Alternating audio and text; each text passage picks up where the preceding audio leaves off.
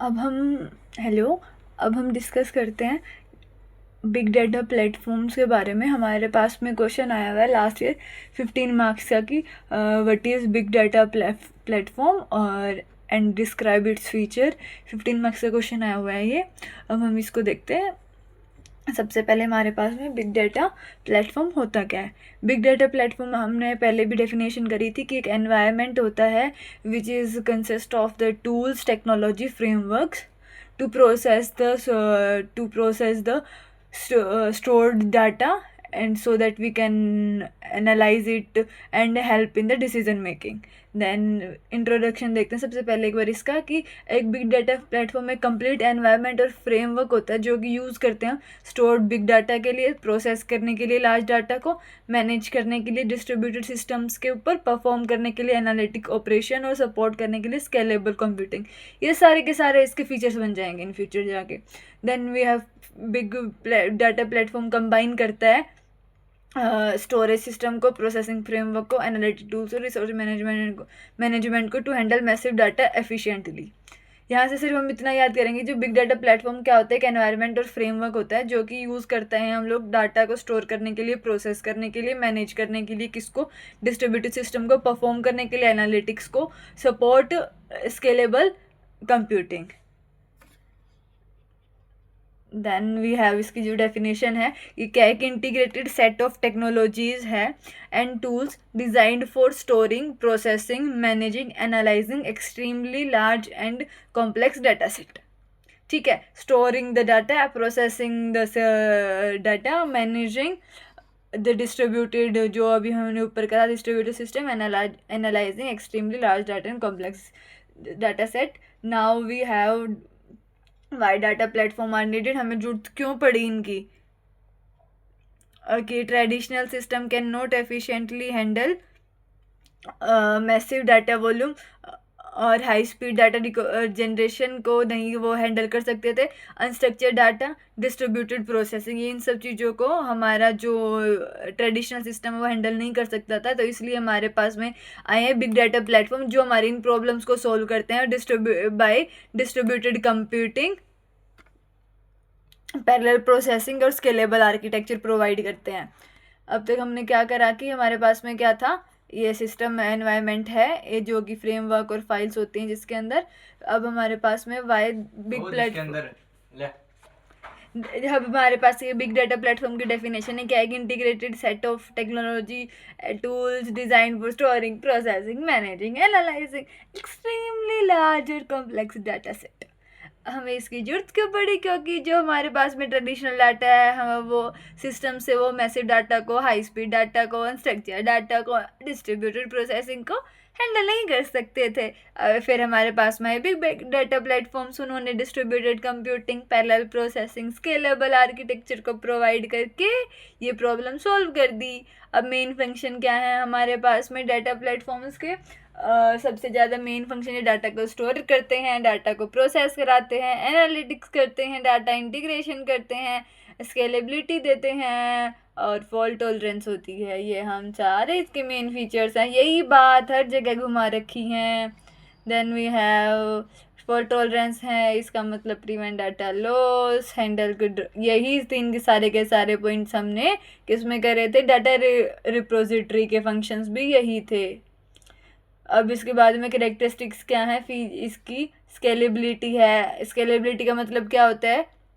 Ability to increase storage and processing capacity by adding more machines.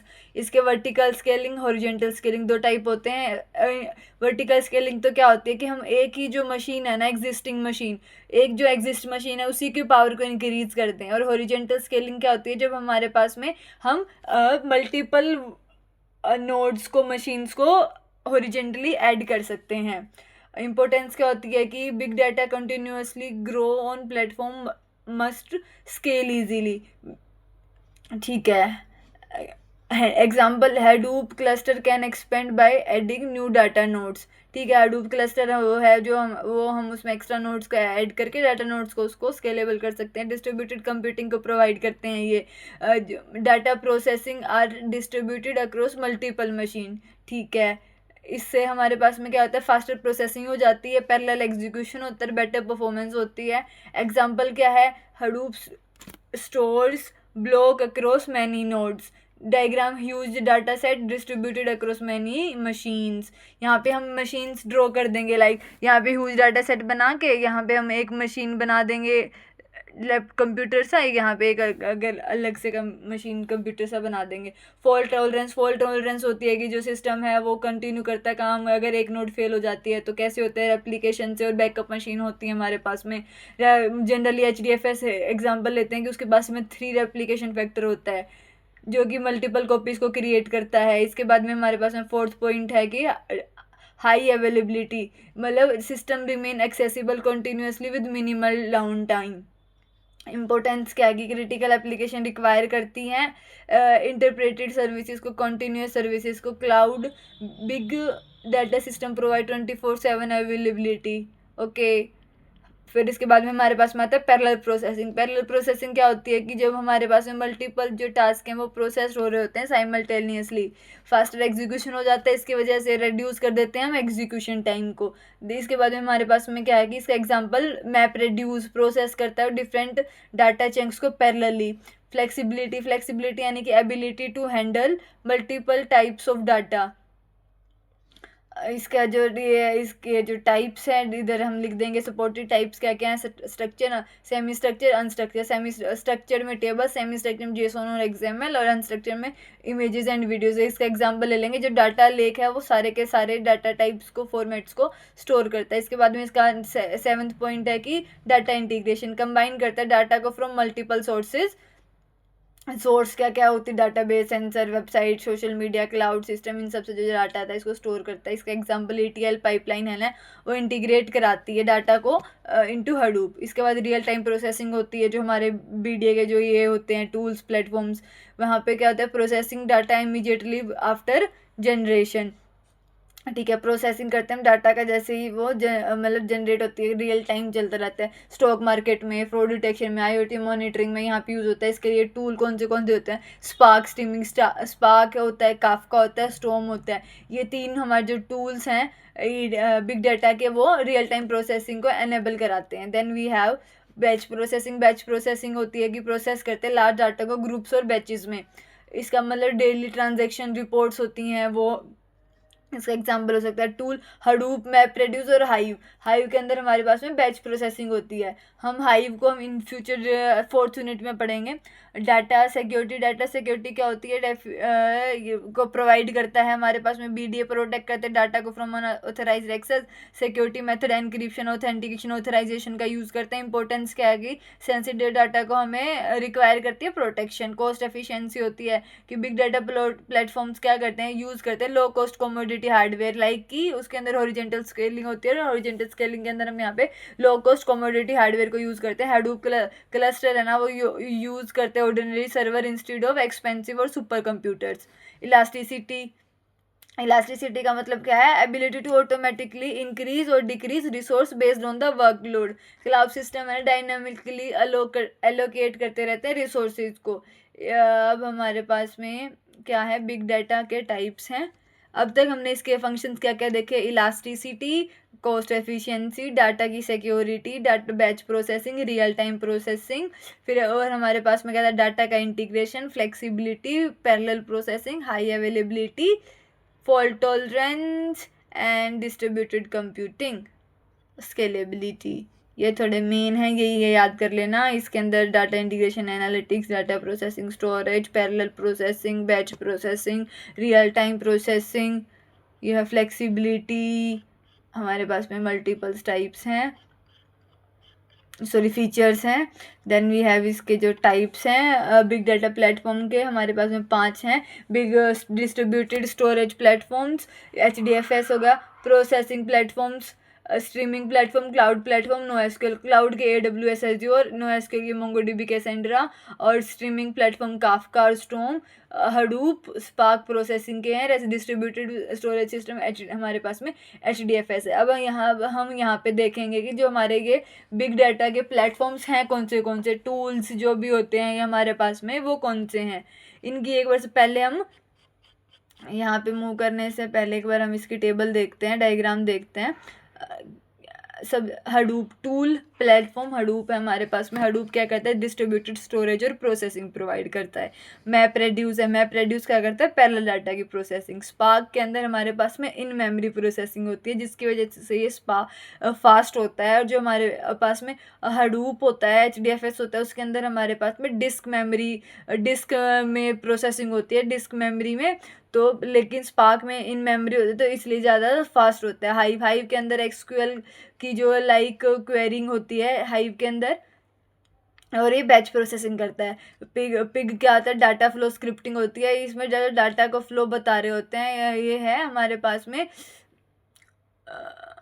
इसके अंदर pig Latin language का use कर रहे होते हैं, डेवलपर यूज़ करेंगे इसको ज़्यादा। एच बेस हमारे पास में NoSQL का डाटा बेस होता है। काफका हमारे पास में रियल टाइम डाटा प्रोसेसिंग के लिए यूज़ होता है, हमने पहले डिस्कस करा था। देन हमारे पास में फ्लूम है, फ्लूम क्या करता है, हमारे डाटा कलेक्शन के लिए यूज़ होता है। देन हमारे पास में स्कूप हमारे पास में डाटा ट्रांसफ़र के लिए यूज़ होता है। और फिर एक लास्ट हमारे पास में स्टॉर्म, रियल टाइम प्रोसेसिंग के लिए। काफका, फ्लूम, स्कूप, स्टॉर्म, ठीक है। Kafka real time data streaming, flume data collection, scoop data को ट्रांसफ़र करना, स्टॉर्म रियल टाइम प्रोसेसिंग करना। ये हमारे पास में इसके प्लेटफॉर्म्स थे। एक बार हम इनको डिटेल में देख लेते हैं थोड़ा सा।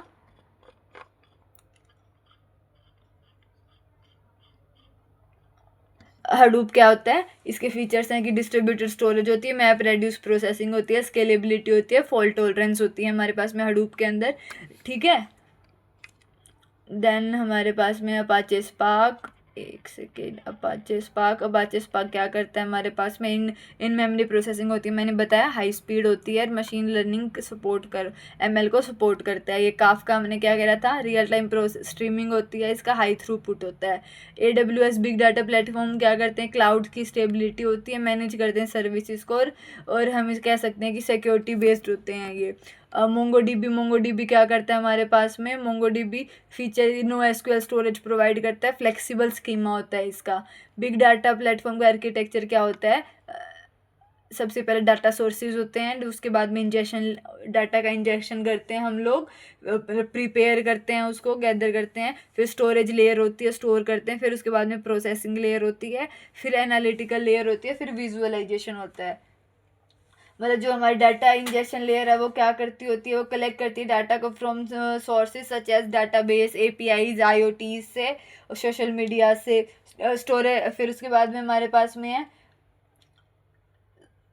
फिर स्टोरेज लेयर है। मैंने अभी ये बताया ना, डाटा सोर्सेज को कलेक्ट कौन करता है, इंजेक्शन लेयर। फिर हमारे पास में स्टोरेज लेयर कलेक्ट करती है डाटा को डिस्ट्रीब्यूटेड सिस्टम और क्लाउड स्टोरेज से। प्रोसेसिंग को मतलब स्टोर करती है यहाँ पे। प्रोसेसिंग लेयर क्या करती है, हमारे पास में processes data using parallel computing techniques such as batch processing, stream processing, real time analytics, इन सब को लेकर के प्रोसेस करती है। फिर एनालिटिक्स लेयर ये क्या करती है, ये it apply the machine learning, statistical analysis and predictive models. Then we have visualisation layer क्या करती है, डिस्प्ले करती है रिजल्ट को using dashboards, charts and reports. ये हमारे पास में बिग डाटा का बेसिक सा आर्किटेक्चर था। देन वी हैव मतलब एडवांटेज क्या है कि इसकी वजह से मैसिव डाटा को हैंडल करते हैं, fast processing, scalable, fault tolerance, support analytics. जो हमारे पे बिग डाटा एनालिटिक्स के एडवांटेजेस होती हैं वो हम लिख देंगे, जो हमने यूनिट 1 में करी हैं अब तक। देन वी हैव डिसएडवांटेजेस के अंदर हमारे पास में क्या है कि कॉम्प्लेक्स आर्किटेक्चर होता है, हाई इनिशियल स्पीड होती है, सिक्योरिटी चैलेंजेस होते हैं इसके अंदर, और स्किल्ड प्रोफेशनल की नीड होती है। बिग डाटा प्लेटफॉर्म्स का हेल्थ केयर में, बैंकिंग में, ई-कॉमर्स में, सोशल मीडिया में, IoT में, यहाँ हर जगह यूज़ होते हैं। अब ये हमारे पास में डिफरेंस है, थोड़ा सा डायग्राम ऊपर नीचे हो रखा है। तो इस ट्रेडिशनल सिस्टम और बिग डाटा के बीच में, ये हमने वैसे भी यूनिट 1 में करा है। डाटा वॉल्यूम्स, इसका मतलब ये डाटा वॉल्यूम ट्रेडिशनल स्मॉल और मीडियम होती थी, बिग डाटा की ज़्यादा होती है। स्केलेबल लिमिटेड होते थे, ट्रेडिशनल बिग डाटा बहुत ज़्यादा हाईली स्केलेबल होते हैं। प्रोसेसिंग ट्रेडिशनल सिस्टम की सेंट्रलाइज्ड होती है, और BDA की डिस्ट्रीब्यूटेड होती है। डाटा टाइप्स मोस्टली स्ट्रक्चर्ड होते थे, और यहाँ पे और फॉर्मेट्स होते हैं। फॉल्ट टॉलरेंस ट्रेडिशनल के अंदर लिमिटेड होती थी, और बिग डाटा के अंदर हमारे पास में स्ट्रॉन्ग होती है। क्विक रिवीजन करते हैं एक बारी हम यहाँ पे। जो स्केलेबिलिटी होती है, fault tolerance, parallel processing, flexibility, real time processing. Memory trick क्या है कि big data platforms scale wide, big data platform scales wide, process data side by side, distributed storage और parallel processing देते हैं, ठीक है। Big data platform provides scalable, distributed, fault tolerance and efficient environment for storing and processing massive data sets. Technologies such as Hadoop, Spark, Kafka, cloud platforms play a major role in modern big data analytics and large scale computing systems. ये हमारे पास में big data था ड्रॉक्स apart. Big data के अंदर हमने क्या लिखना है, सबसे पहले उसका इंट्रोडक्शन लिखेंगे, फिर उसकी डेफिनेशन लिखेंगे, फिर ये बताएंगे कि बेसिकली ये बताते हैं कि हमारा जो डाटा सेट है, मतलब डाटा है वो कैसे स्टोर होता है। फिर हम इसके फीचर्स लिखेंगे, कैरेक्टरिस्टिक्स लिखेंगे, मेन फंक्शंस को लिखेंगे।